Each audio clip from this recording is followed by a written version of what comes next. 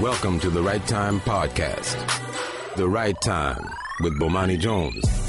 So you guys may have heard last night, it was the Bomani Bowl. It was the Chiefs and Washington. It was Kirk Cousins and Alex Smith.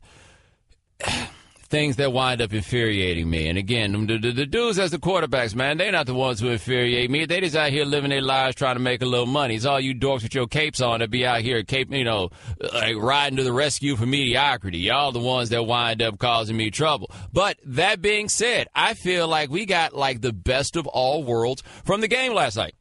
One, the game was competitive. Two, I found the game to be pretty interesting. We had a decent number of kind of big plays, like excitable stuff for you to notice. The quarterbacks, they are who they are, but I feel like both of them played toward the upper limits of who they happen to be. It was a competitive game all the way in. I really enjoyed it. It did not go to overtime because I told y'all yesterday I wasn't going to watch a minute of no damn overtime. The Chiefs rescued us from overtime. That was greatly appreciated. And then it went one step further for a lot of you. And by a lot of you, I mean those of you who had the Chiefs -7. Now, I imagine the game probably wound up meaning more to you if you had Washington +7, because I imagine that you were just sitting there the whole way and you were just like, yeah, I got this, right? I can't lose. Right? I mean, look at this. 3-point game. There's one play left. There's no way that I can lose. And then next thing you know, they tried to do a little funny play where they throw it to Pryor, and then Pryor tried to throw it back to Cousins, and then the ball hit the ground, and then Kansas City wound up picking that bad boy up, and then Justin Houston was taking it to the end zone. Now, understand, you could make an argument that Justin Houston could have been classy and took a knee, but he was like, nah, my people got the Chiefs -7. And he went in there, and they got the cover. Shannon, what they call that, a bad beat? Is that what they refer to that as? Is a bad beat? For some, yes. Yeah, that's what that was called. There, that would be the bad beat. Honestly, if I had risked an amount of money that was worth discussing, I'd have to go fight someone, and that someone I'd have to go fight would be Kirk Cousins. Like, come on, man, the game ain't over. What they call it? Ball security. Ball security is the hallmark of football. You can't never stop practicing your fundamentals. Like, I feel like that's what they did. They just went out there and they just completely ignored their little fundamentals. You can never ignore your fundamentals. Like, I'd be curious to know how many people, when they got to work in the morning, how many people were talking about the actual game and how many people were talking about that swing on the line at the end. And, Shannon, if I'm not mistaken, I think the number was at 48.5, meaning that if you had the over, you came up on that one too. Shout out to this dude, Big Baller Brad, in my mentions. He said he had the Chiefs -7 and the under in a parlay. I don't know how exactly that worked out for him. Oh, the over-under was 48, Shannon. It's 48. Don't gamble, kids. I feel like that's the only lesson to be learned here.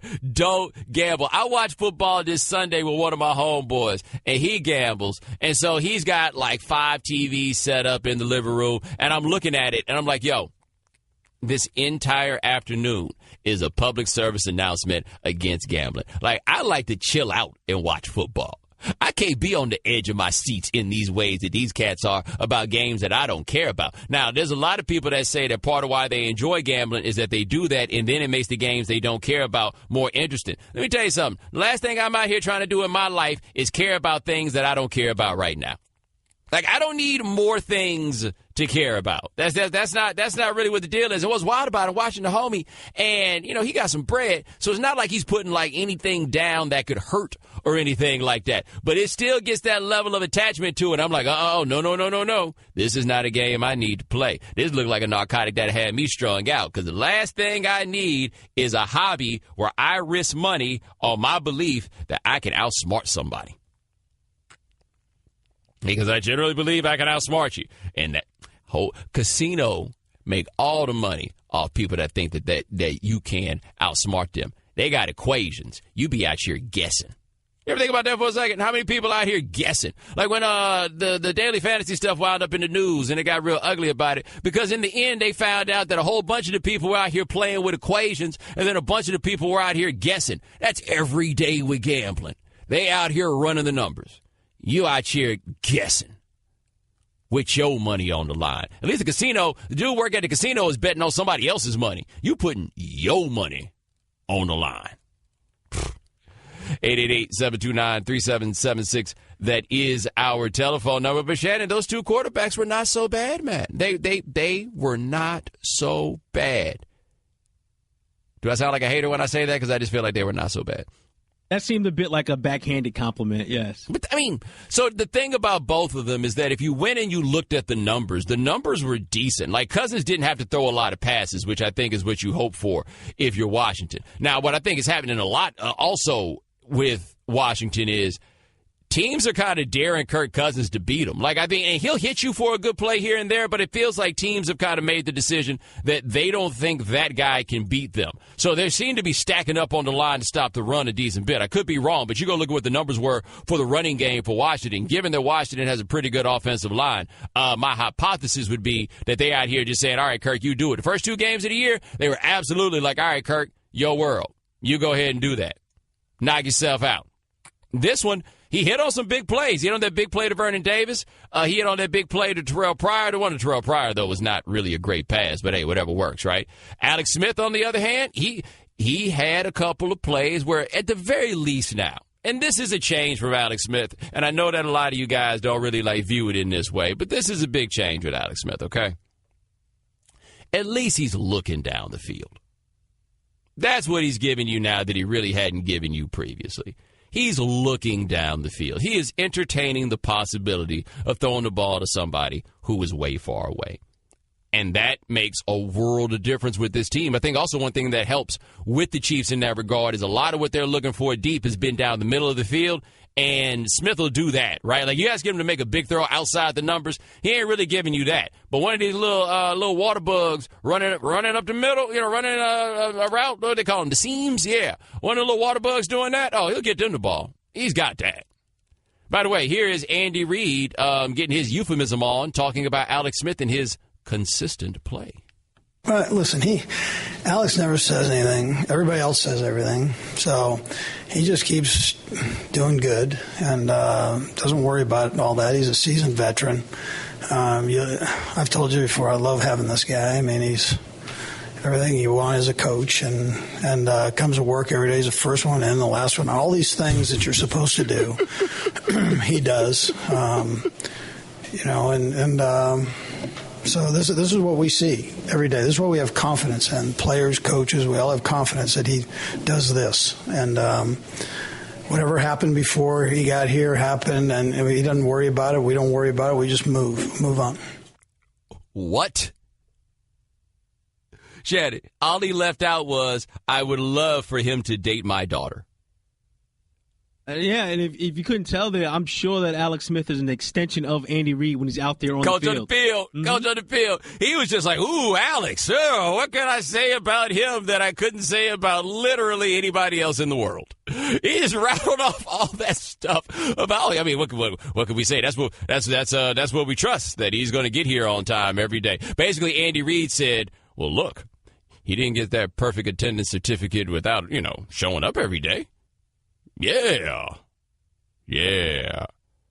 Right, that is what it seemed to be right there. I mean, he just, hey, man, get the job done. That's all he's asking him to do right now is, hey, get the job done. I felt like I heard everything that Andy Reid had to say right there, and I felt like we could have closed that at the end with, and that's why we took a quarterback in the first round this year. Yeah. Hey, everybody's got all the confidence in the world in Alex Smith. That's why we've already got our eye on his replacement. Shannon, think about that. Eli Manning, right? The Giants have not considered replacing him, and he's never been very good. Alex Smith, however, Alex Smith's had 2 jobs, and both times they were like, okay, let's start thinking about what we're going to do next. Let's start hiding a little money away. Like, I feel like Colin Kaepernick, when he got to San Francisco, was kind of like an offshore account. Like, the money was there, but nobody really knew about it. And then one day you looked up and you're like, oh, we got some cash. Yeah, I was just saving it until I left her. Situation kind of similar to that one. The Right Time with Bomani Jones. All right, I just want to start off here by telling you every now and then I be telling the future, right? And I don't want you coming up here like asking me to pick your lottery numbers or anything like this. But I got this knack every now and then for telling the future. In fact, a few years ago, man, I was on Twitter. I need to find this. I used to be on there back in the day. Shannon, I tell you about I used to be predicting wild pitches. Oh, no, this is the first I'm hearing about this. I was sitting there watching the baseball playoffs one year. I had like a solid 3-week run where I was just like, here comes a wild pitch. And the next thing you know, a wild pitch would come. Like I thought I need to get on the lottery tickets with people on that. But every now and then I can predict the future. And, I mean, this one I don't think was that hard to predict, but predicted I did nonetheless. So, Travis Kelce, he likes to, get his groove on. He is, well, I have a lot of questions about that young man. Shannon, I was listening to the post-game interview. I wasn't watching at first. I just heard a voice, and then I looked up and was like, oh, that was Travis Kelce? Do we know anybody that's known Travis Kelce forever? Like, has he always been like this? Or did he get, what's the word that they use? Radicalized. We got any evidence on that, Shannon? He out here with the short cut, that beard, kneeling during the national anthem, earrings. Like, I know he went to Cincinnati. Was he recruited by Bob Huggins? Just curious. Anyway, Travis Kelce was out there dancing for his little celebration, and, like, it was only a group celebration in the sense that Travis Kelce got out there and started dancing, and then the other cats saw him, and then they themselves started dancing, right? Like, does that prevent it from being a penalty? I don't know exactly how it goes, but it wound up being a group celebration in that way because they were dancing around him. I also wonder, Shannon, if perhaps they had suggested to Travis Kelce that maybe they do a Soul Train line, and he was like, wait, what's that? Like, is that on the 200 level of his radicalization? Has he not quite gotten there, perhaps? Yeah, no, that's next season. Yeah, next year. Steps, one step at a time. Next season, right? But anyway, I told y'all how I was going to go with Travis Kelce. This is on our preview of the first game of the season. I told you what the Travis Kelce group celebration was going to be like right here. Haven't they opened it up? We going to get more celebrations this year? Yes, and even team celebrations, like group celebrations. We're bringing that back. Oh, God, Travis Kelce will be insufferable. Here's the thing. I think the group going to try to dance with Travis Kelce. Travis Kelce going to be like, hold back, and tell him to get in a circle. And then start doing something to be like, all right, now what y'all do is y'all go Travis, go Travis, go Travis. Is that not what happened? Is that not basically what we had? Travis Kelce getting his groove on, and basically just other cats being like, go Travis, it's your birthday. That's what it was. He almost got another one of them silly personal fouls, too. Remember, that's Captain Kelce, by the way. Change now. Like, this is different. Yes. Like, this is different. He knows he has to keep his emotions under control, right? There's so much going on with him, right? Like, he's one of those guys, again, I don't have a problem with Travis Kelce. I have a problem with the way we look at Travis Kelce's, like, histrionics differently than we do anybody else's. But now, man, he's out there. Here's the thing, though. Like, I feel like, so he's doing like the hoop earrings, he's doing the beard that way. Like, I understand what direction he's going in. But, Shannon, I feel like he needs to get a different haircut and get a jean jacket and go all the way George Michael circle 1987. Is that what the kids are into? Because I don't know. But I got to think twice. I just seemed like honestly, if he had the jean jacket and a different haircut, he'd be on the George Michael. While I agree with that, I just don't know if he's one of these guys that's going to start pioneering any styles. It seems as though got to make sure, find out what's hot out here in these streets. Well, do a little research. Well, maybe, just maybe, he's got someone that might be guiding him in those directions. You never know.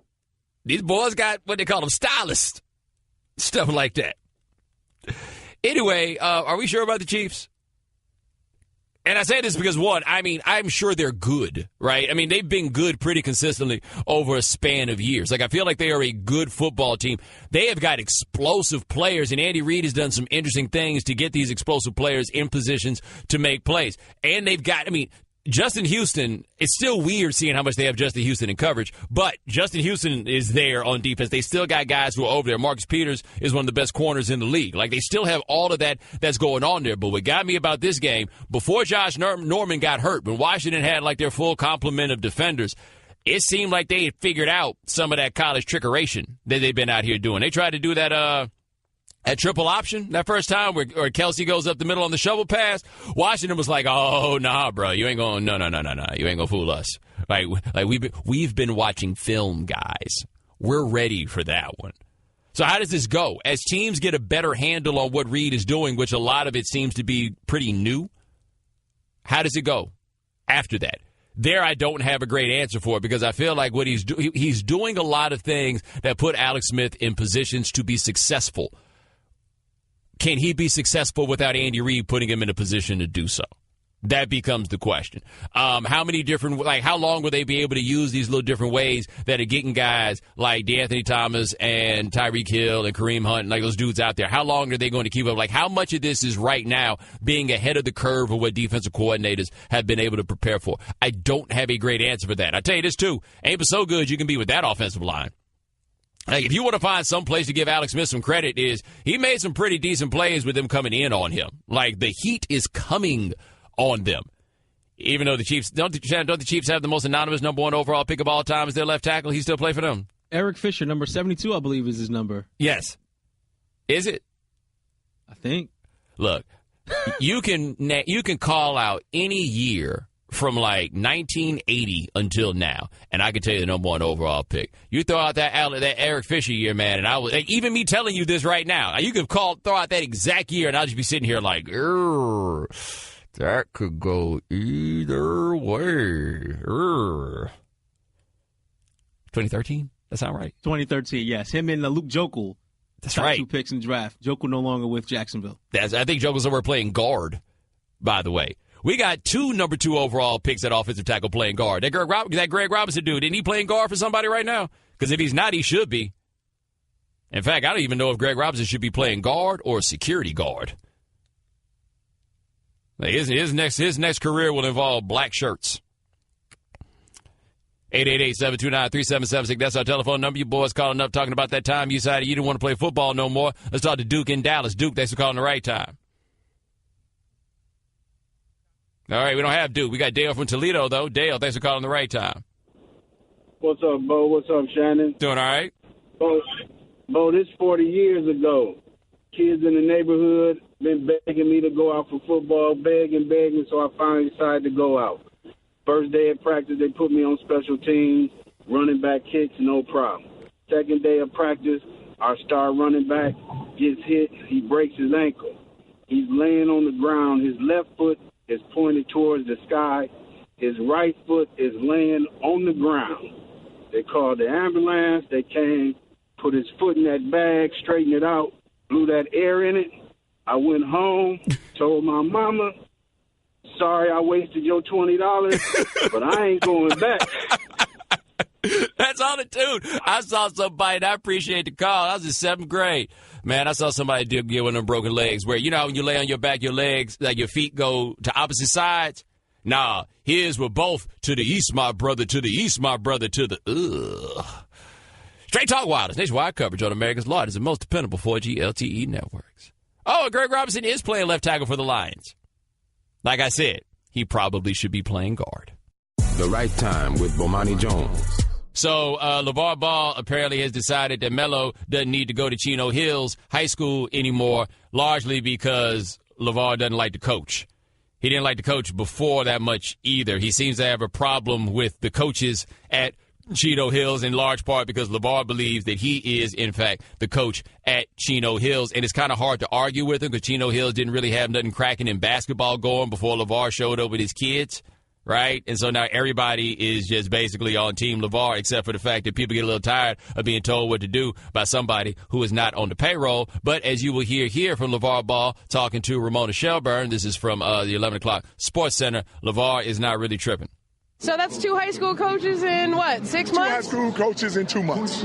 And they ain't got it yet. All you got to do is do like Coach Bay, get along with me, and guess what? You go 35-0. When you try to do it your way, goodbye. Does it feel like a risk to you to take him out of high school, though, and miss out on all that? Miss out on what? Going to the prom, hanging with your friends. He can do that without going to school. All you got to do is walk down the street. They're going to hang with him anyway. I feel like, by the way, LeVar just did a kind of impromptu, unexpected commercial for dropping out of school. Well, I got to keep going to school. They still go hang out with me anyway. Now, granted, he did not drop out of school. The boy's just going to do homeschool, which, Shannon, can you imagine homes? Like, who's going to be doing the teaching in the home? Is it going to be LeVar? Is LeVar going to be explaining to him sine, cosine, and tangent? I don't know about what's going on, but I can imagine it's going to be pretty regimented, though, right? Well, because LeVar seems to be pretty big on that, where it's big on schedule with his boys. That's true, but also, how do you do high school how do you do chemistry? Like y'all got a lab at the crib? Like, I mean, I'm serious. I don't really, homeschool is a world that I don't understand, and I try to be careful with what I say about homeschool, because some of y'all were homeschooled, and you get offended by some of the things that I have questions about. But I am of the belief, and I'm not trained, and yes, I understand this, that you guys who did homeschool to talk about all the different ways that you can be socialized that are outside of school. But school is a big basis of socialization. Like, I think that there's something to be said for being in that environment that is positive. I also feel like this boy this youngest boy is... He a little wild with it. Like, I feel like he needs to spend more time among people. Except, is it possible to be LaMelo Ball and be among people at this point? Like, can that be done, right? Because I think a lot of us are looking at it through the lens of our own high school experiences. But basketball players, man, like, how much of a difference is there really between, like, yanking a kid out to go homeschool versus some of these prep schools that these kids get sent to, where they're there just to play basketball and everybody knows that they're just to play basketball? Like, what's the difference? Like, I understand a lot of people's argument there that you can't just be all about basketball, school matters. Yeah, I get that. But these cats have been all about basketball for the longest. Like, when we talk about how it would be better if we had, like, an academy system like they have for soccer in Europe, the only thing we have that's really that different for basketball players in that regard, as far as I'm concerned, is the fact that the kids don't get paid in college. Because going off to these prep schools, it's the same thing.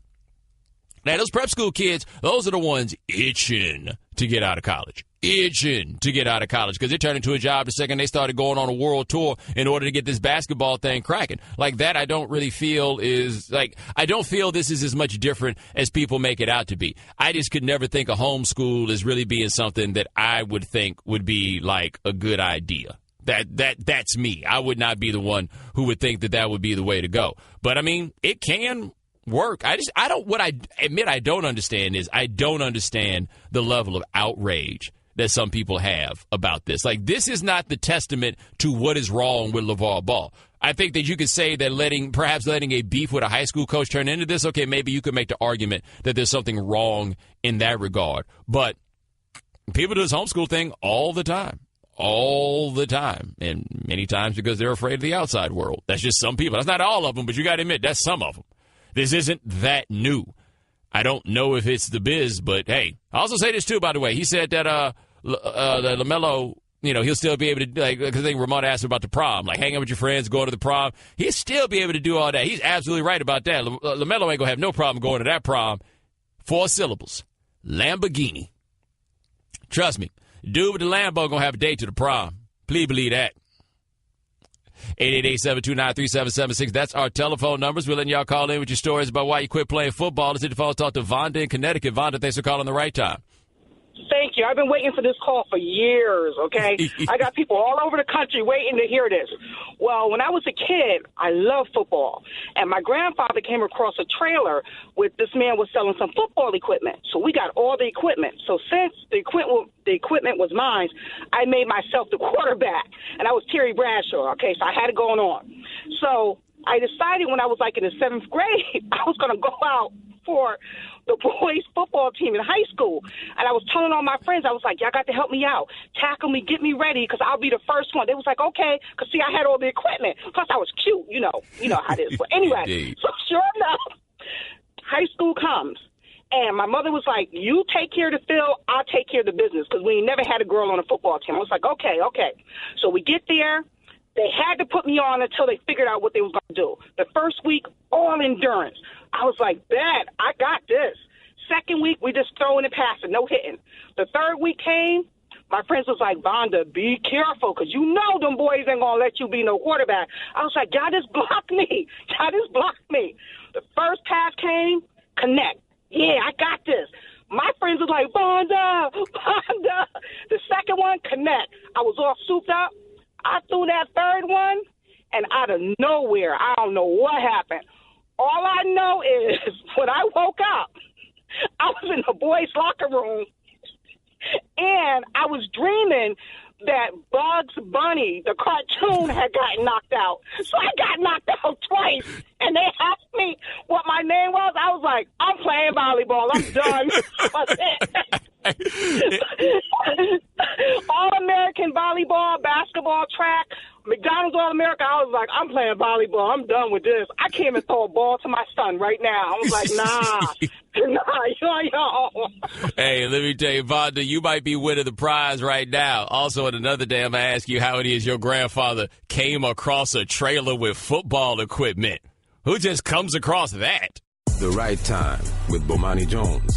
Now, look, I told you guys this if you were on before the commercial break, and I kind of mean this. This is kind of sort of quite possibly the greatest development in the history of the NBA, right? And honestly, I don't know what all is in competition for the greatest development in the history of the NBA. However, they have redone the All-Star game, right? So here's how the thing is going to work with the All-Star game, right? So you guys are still going to vote for starters, Eastern Conference and Western Conference, right? We're still going to have that.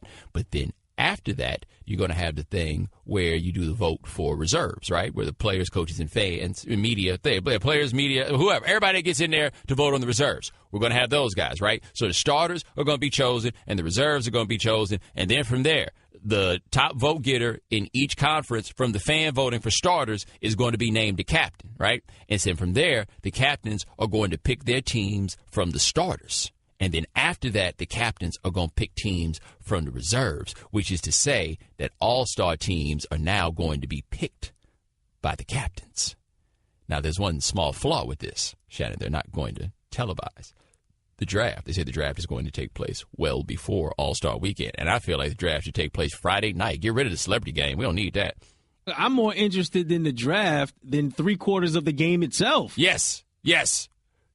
But tell me this, what would you rather see? You rather watch Kevin Hart hoop, or would you rather wait to sit around to see who gets picked where? And when we say to see who gets picked where, you know exactly what we mean. To see who gets picked last. I want all them dudes to be out there. And by the way, I don't just want it in a situation where everybody's like in their club clothes to get picked. No. In fact, Shannon, this is when they should pick the teams. They should pick the teams on Sunday right before the game during warm-ups.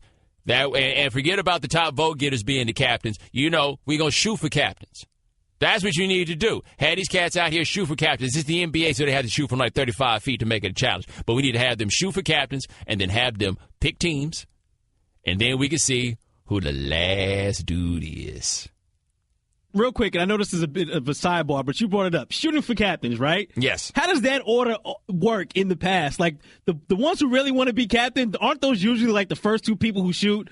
Like, yes. The guy who doesn't really want to be captain, he has to shoot last just because he has to shoot for it. But he didn't really want to be captain. So really, if the first two people in line want to be captains, why don't we just make them captains? Because sometimes there's a guy like me who understands, given the people who are out here, my only guarantee of getting on the floor is being a captain. Like, you can't forget that part. Some dudes have got to be captains in order to ensure that they have a space on the floor. But that's what I want. I want these dudes out here shooting for captains, and then I want the picking to take place. And if Dwight Howard makes the All-Star team, I'm pretty sure he's the guy who winds up being last. Now, here's my other question. If they're going to do this picking the teams behind closed doors for the All-Star game, right?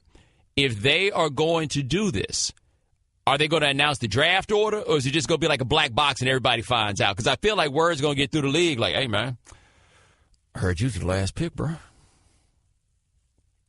Yeah.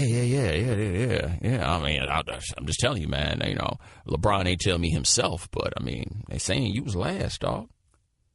You know them cats going to be salty. But that's what we need, though. That adds intrigue and drama to the game. Yes. The fact to have the last dude. This could make it more competitive. Oh, by the way, Shannon, apparently Michael Jordan was heavily involved in making this change. Because, of course, he would be. Of course he would be. A guy that would either be a captain or the first person picked in these scenarios would be the guy that was a driving force of making this happen. And, by the way, he would find the guy, if they did this when Jordan was playing, Jordan would find the guy who was the last pick and make sure that he understood. Just want to let you know you're the last dude I picked. The only reason you on this team is because there wasn't nobody else. If there was anybody else in the NBA out here, I'd have him instead of you. All right, so say if there was a hypothetical and Jordan was one of these guys picking teams, right? Yes. And it was the other person's choice. And they chose, and Isaiah Thomas was one of the last two people chosen. Ooh. And the other guy took the other person, leaving Isaiah Thomas to go on Jordan's team. You think Jordan still picks him? We don't need 12 people. We don't need to use all our scholarships. Well, all we need is 8 scholarships out here. We don't need everybody. Now, here's another question about picking teams, though. If you are picking teams and he was not voted a starter, Is Russell Westbrook one of the first picks or one of the last picks? I mean, you would like somebody to pass the ball to you, right? Because here's the problem with the All-Star game. Nobody plays any defense. That means you are always open. And one thing Russell Westbrook is not doing is passing up an open shot. It doesn't matter where he can actually make it or not. He's not passing up an open shot. So are you taking Russell early or are you taking Russell late?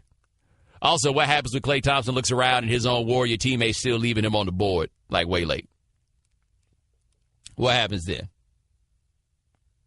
That's another element to this that I want to see. Like these guys, because we're assuming LeBron's going to be the top vote getter in the East, and it's most likely going to be Steph in the West, I'd imagine, right? Yes. So I want to see the dynamic of these guys forced to take their teammates.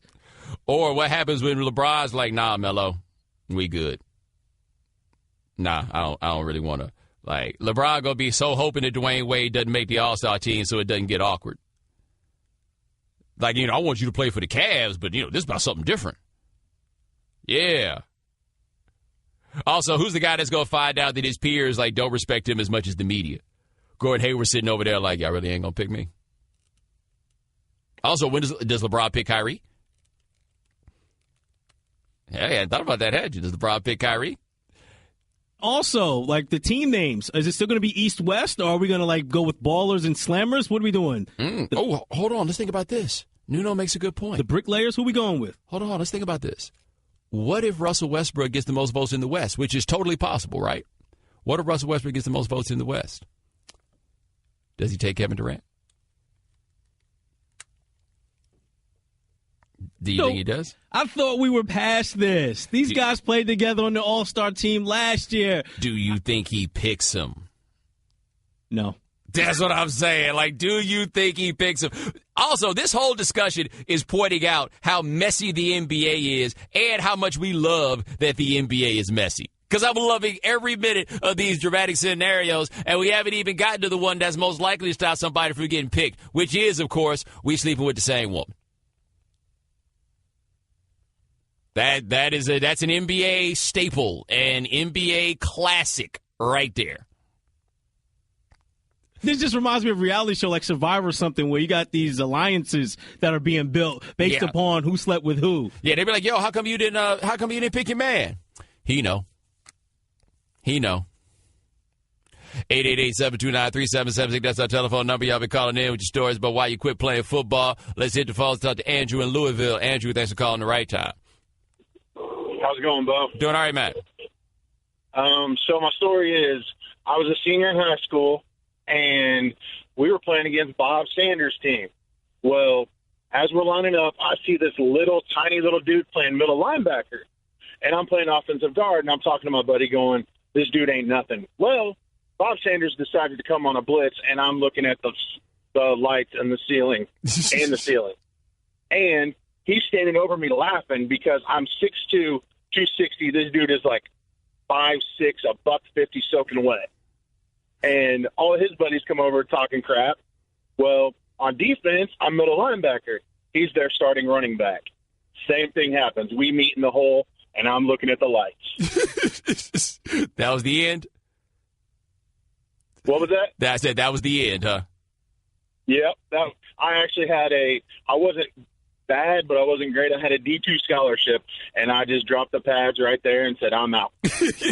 Andrew, man, I appreciate the call. Dude, I can't imagine. Bob Sanders, he's on that don't want to fight list of little guys. 888-729-3776. Daniel from Louisiana, thanks for calling the right time.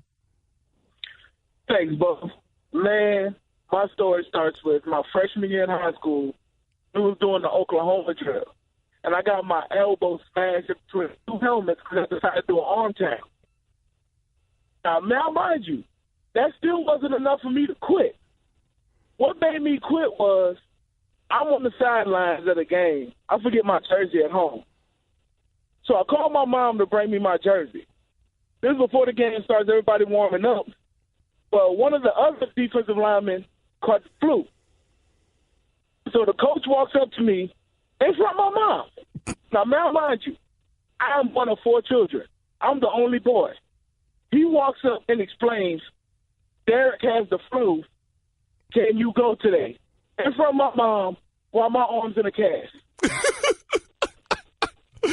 What y'all say? My mom snatched that jersey out my hand. Said, Brian? And she addressed him as Brian because they went to school together. Brian, here's your little jersey. You know what you can do with your little team? How the hell you going to walk up to me, talk about this boy can't play because he got the flu, but my baby can play with his arm in the cast? What Brian do? He didn't do nothing because he played football with my father. They all went to school together. And my father had the nickname for him of Oven, and you can guess why? You said what's the nickname? Oh, the nickname was Oven. Oven, oh, got you. Yeah, because my dad was like, Brian, how the hell is Brian a football coach? He wasn't good at football. He barely played anything for baseball. He was a bench warmer. And my dad started going in after that story. After my mom called my dad came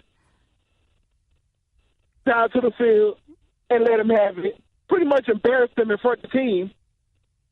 Because Lafayette, Louisiana is one of those towns where apparently nobody ever leaves. Yeah, I'm very familiar there. Hey, man, I had to cut this short, man, but we got to go to the break. The Right Time with Bomani Jones. All guests join us on the Shell Pennzoil Performance Line, just like our next guest. Check him out at theundefeated.com. Also on the Nickel Package Podcast, Thursdays with Mina Kimes. His name is Dominique Foxworth. Dominique, we were just talking about Ben Roethlisberger and Antonio Brown. Roethlisberger went on the radio and said that Antonio Brown had caused a distraction. My argument is, well, I mean, you're talking about it on the radio. Now we're talking about it on the radio, hence the distraction. What do you think about that? Yeah, we've had this conversation about distractions before. Like, I just generally don't believe in distractions for football teams. Like, guys have, I think it was Kirk Cousins had a baby last week.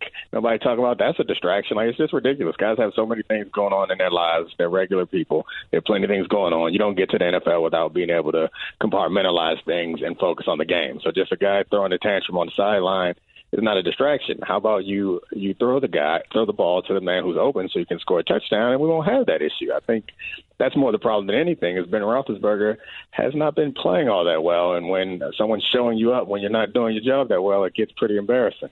Now, do you guys as football players get annoyed with the receivers because they seem to be the ones who do these things? No, I mean, You kind of earn it, though. Like a guy like AB is somebody who can throw a tantrum every now and then because he's a quality player. You know that he cares and he's playing hard. I mean, it's an emotional game. It's hard for me to begrudge anybody who gets a little emotional out there, considering what everyone's putting on the line when they're playing. So I don't know. I think I watched that play several times, and it seemed like the type of play that you only run once a year. And if it works, you got a touchdown. And if it doesn't work, you can never run it again because people are expecting it. And it worked. And Ben Roethlisberger was looking at him and then decided not to throw it to him, even though he was wide open. Like, I could understand being upset about that in that situation. All right, talking to Dominique Foxworth, the undefeated, here on The Right Time. Switching gears, we'll talk about last night's game. What are your thoughts on that Kansas City offense? Yeah, the Kansas City offense is, I don't mean it in like a negative way, but it's a college offense. And we hear for so many years that you can't win in the NFL with a running quarterback, or you can't win with like those spread-style college offenses. But you watched that game last night, and that's what they're running. Alex Smith is doing this read option, essentially a read option play with Kelsey as the inside man on those shovel passes, and then occasionally they'll bring Tariq Hill in on the jet sweep. They're just running all these kind of misdirection, trickeration plays. They even ran an inverted wishbone with Travis Kelsey at quarterback. Like, they are gimmick central. They run a bunch of really creative plays, and I don't know, I kind of like it because it just seems like so much of the league is kind of wed to this idea that you can only win in one way. You have to win with this pocket passer. Maybe that's the way that people believe has worked in the past, but it doesn't seem like there are enough good pocket passers out there. So maybe some people should start being a little more creative and figuring out how to use their quarterbacks and their other players' strengths. That's the most impressive thing to me about the Chiefs and Andy Reid is he takes his players and he builds a system that looks unlike any other system that he's ever run before around the talents of the players that he has. And I call that coaching. Sadly, not enough coaches in the league do that. Now, what do you think of the prospect of the league catching up, though? Because I noticed the first time they tried to run that triple option with the tight end on the shovel pass, Washington was like, oh, no, we saw that on film, buddy. Yeah, they stopped it. But if you notice, was the play before, I think it was the third quarter, they scored a touchdown on Alex Smith running. 2 plays before that, they ran a similar looking play, except they ran Kareem Hunt out wide, and he did like a pitch option. So they have variations off of it. That's another thing that I always like about Andy Reid is so many people run plays in isolation, like they draw up a play and this is a good play. But Andy Reid has kind of everything as a package. So he has a play, but that play is setting up a different play, which is then setting up a different play. So once you figure out how to stop whatever it is that they're doing, they have a play that's off of it that'll exploit whatever you're doing to stop that. And that's what happened in that game. So they're staying ahead of the defense is important. And they, like I mentioned, they ran an inverted wishbone, and all they did out of that was run a read option with Travis Kelce. I guarantee you that they have 3 other plays off of that will hurt the defense if they start to overload on the Travis Kelce read option. All right, we're talking to Dominique Foxworth of the Undefeated here on the Right Time. Now, on the other side of that game, how much is it going to hurt Washington to be without Josh Norman for 2 to 4 weeks? Oh, yeah, that's a problem. They play a lot of zone coverage, which you tend to think kind of protects the corners. They generally play a lot of cover 2, a lot of cover 3, but that defense does blitz fairly often also. You need someone to be able to lock up on the outside. And Josh Norman, I think, you think of traditional cornerbacks as someone who can lock up a guy man-to-man and you don't have to worry about him. But Josh Norman and Richard Sherman are guys who major in zone coverage and still have a pretty big impact on the game. I was certainly shocked. I didn't think he was going to be as good as he was in Washington last year when he left that defensive line that he had down in Carolina. But he's a playmaker, and he makes plays. And to the degree that his attitude is something that matters to that team, it does seem like he's kind of the outspoken, emotional guy on that team, and that's something that can't always be measured. I'm not sure how much it matters, but if it matters, they're gonna miss it when Josh is out. Now, with those zone corners, because that's almost a pejorative term that people use to say a guy is just a zone corner, but what makes one of them better than another? Yeah, I think it's about route recognition and reaction time. So I think so I'll give you an example. If you're in cover 3 and the number 2 receiver runs a flat, that means that the number 1 receiver is most likely going to run a curl, maybe because they're trying to attack the hook defender in that situation. In cover 3, that is not your responsibility. That's the hook defender's responsibility. But if you know that that's coming, then you can aggressively jump on that. That was something that I saw watching the game last night. I watched the game last week with Josh Norman. Is he abandons his coverage on occasion, but it's not just like guessing. He knows what the quarterback knows, he knows what the quarterback sees, and he sees an opportunity to make a play. And that's something that comes from being a good zone corner. Good man corners aren't, I don't mean to be like rude, like they don't have to be smart. They are smart guys mostly, but they don't have to be smart. A good zone corner has to be kind of very smart and aware of everything. A man corner, you say, that's your dude, don't let him get away. And a guy like Josh Norman is someone who can make plays even when he's not supposed to, whereas that's a man corner, you kind of take him out of the games, you don't throw at him. Yeah, I was about to say, so take a guy as crazy talented as Patrick Peterson, for example. Do you think he'd be as good in his zone setup as Josh Norman or Richard Sherman would be? Yeah, I'm not sure. Like I don't know. I haven't watched Patrick play enough zone. He seems like someone who is aware of what's going on, but that comes with repetition. Like being able to see and react to something, you have to see it a lot. And he's the type of guy who goes up, man coverage, press, and he takes out the best receiver and you don't think about him ever again, which is a hugely valuable thing. But I'm not sure that he has those same abilities in zone. I haven't seen him do it as consistently as I've seen Sherman and Norman do it. All right, that is Dominique Foxworth. Check him out, theundefeated.com. Also, the Nickel Package Podcast, Thursdays with Mina Cobbs. Thanks so much, my man. I appreciate it. Always, thank you. The Right Time with Bomani Jones. Preseason basketball has started. I don't really engage in preseason activities of any sort because for who, for what. Let me know when the season starts. I have heard, though, that apparently the Celtics look really good on offense in their first preseason game. Again, I can only take your word for it. But Kyrie Irving apparently wore a cap after the game. And across the front of the cap, it said, popularity contests are not truth contests. What the hell is a truth contest? Shannon, you ever been in a truth contest? I feel like the only place only place that does truth contests is court. Or a lie detector test. That's about it. Yeah, that's about it. Like a court of law, those are the truth. Man, which one of y'all told Kyrie he was deep? Like, I feel like someone had to reinforce for him that he was deep. Like, he must have a squad of friends that he tells this stuff to, and they'd be like, yo, man, I hadn't even thought of it like that. You're right. But see, what I don't understand though with Kyrie's deepness is he went the other way with it though. If you're going to be deep, you don't shave the beard. You grow the beard out. That is a great point. Hair. You get the sponge brush and start doing that with your hair. That is a great point. So is he like trying to do like corporate deep? Is that what he's trying to go for? Because you're right about that. Is he still out here looking untrustworthy in the face? He's still doing that. Like, Kyrie shaved the hair off of his face like he was 38 years old trying to get back to 32. Like, that seemed to be, like, did he start getting gray in the beard and we didn't realize it? Because that's when cats decide they're going to make that move. It's like, yo, getting kind of gray. I need to go ahead and take this all the way down. I watch my brother do it periodically. I understand that's just what the game is when you get to that point. But Kyrie, he's not old enough for that. He's not there. But you know what Kyrie is? Kyrie is woke. Oh, if you're very much woke, there is no such thing as distraction. Okay. Do that again. Oh, if you're very much woke, there is no such thing as distraction. Okay. The best part about that is the O. Oh, if you're very much woke. Play that one more time. Oh, if you're very much woke, there is no such thing as distraction. Okay. The other part I like is clearly he hadn't thought this all the way out because I feel like he would have had better phrasing than very much woke. Like, I don't even know what the degrees of wokeness are. Right, it's one or the other. You're either woke or you're not. You can't be very woke. You can't be haphazardly woke. Well, here's my question. What's better, to be, like, woke for a long time or just woke up? Because I feel like if you woke for a long time, that means you're going to be tired and you're going to be a little bit off your game. But if you just woke up, you as fresh as you're going to be. Is there, like, an optimal level of wokeness?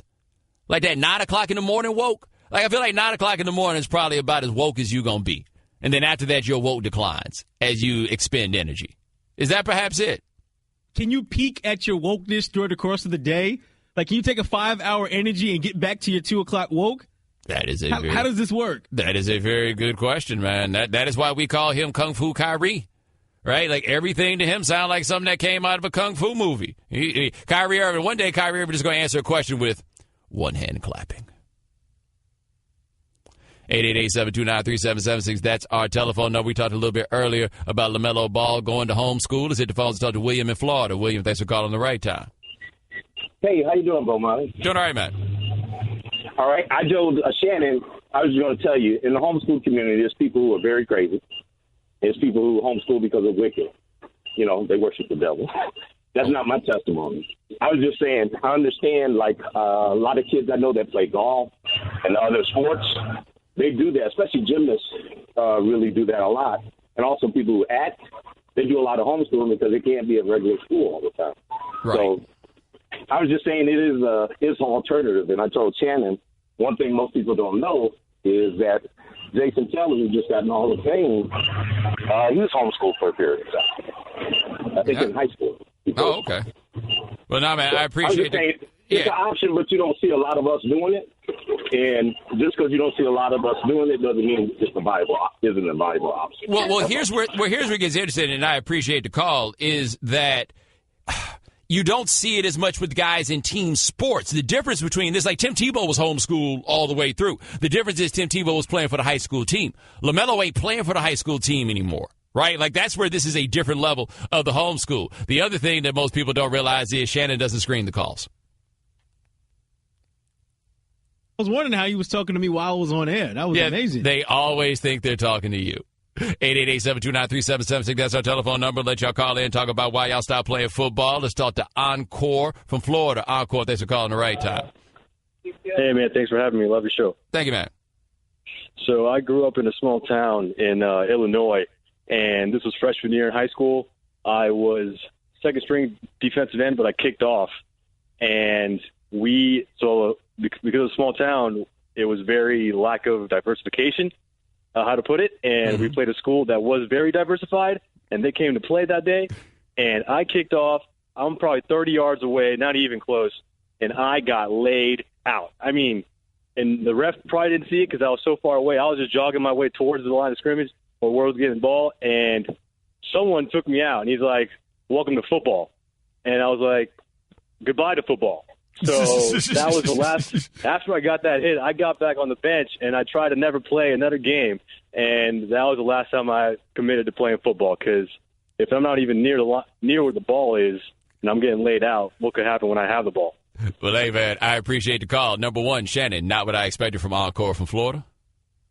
Now, I do have Jay-Z's Encore on my head. Yeah, that was not what I expected. I do like that one. Welcome to football. What you mean? I'm out. The Right Time with Bomani Jones. Our guest join us on the Shell Pennzoil Performance Line, and on the line with us is Jeff Goodman, covers basketball of all levels for us here at ESPN. Now, Jeff, you do a lot of work on the AAU circuit with college ball. You've been around LeVar Ball for a while. Are you surprised that he has decided to homeschool his youngest boy, LaMelo? I am not surprised at anything that dude does, period. He could take Melo to China tomorrow and open up an academy there, and it wouldn't surprise me. No. And I talked to him a few weeks ago, and you could tell. I mean, he was crushing Dennis Lattimore, the new Chino Hills coach, 3 weeks ago, saying that he had cut two kids that were, I think, on the team last year that were kind of, good players, and he was trying to impose his will on the team. And I kind of, said to him, I said, well, isn't that his job? I mean, he's the new coach. Like, you're not the coach. And I like LeVar. But again, he oversteps his bounds way too often. And this is one case where I just think, let the guy coach, see how it goes. Then if you want to pull Melo after, 10 games and he's not getting enough shots or something, then fine. But the guy might be pretty good. Who knows? Well, what did he say when you said to him, you're not the coach? Yeah, I mean, he runs it. He thinks he runs Chino Hills and the whole program. Like, not even the program. He thinks he runs the town. He should run for mayor of Chino Hills. You wonder, would he win? Do they love him? Do some people hate him in Chino Hills?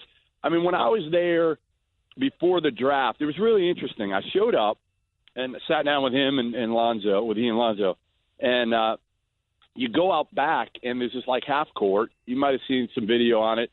And there were, 10 kids just playing.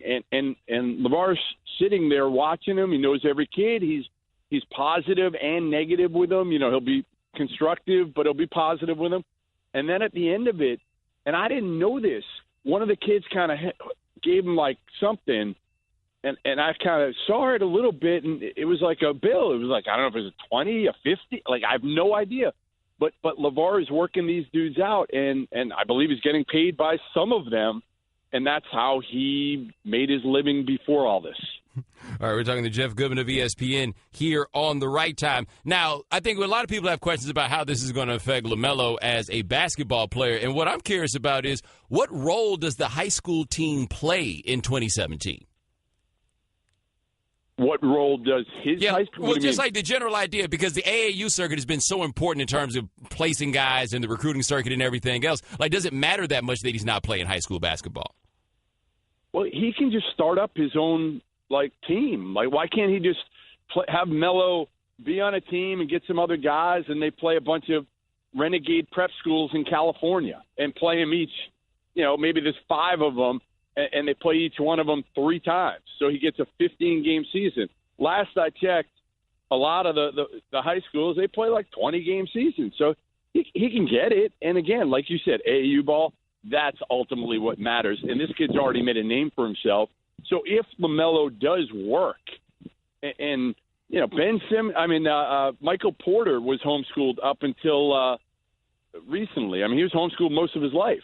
And he was homeschooled last year as well. His senior year when he moved to Nathan Hale, played for Nathan Hale, but did not go to school there and was homeschooled all of last year.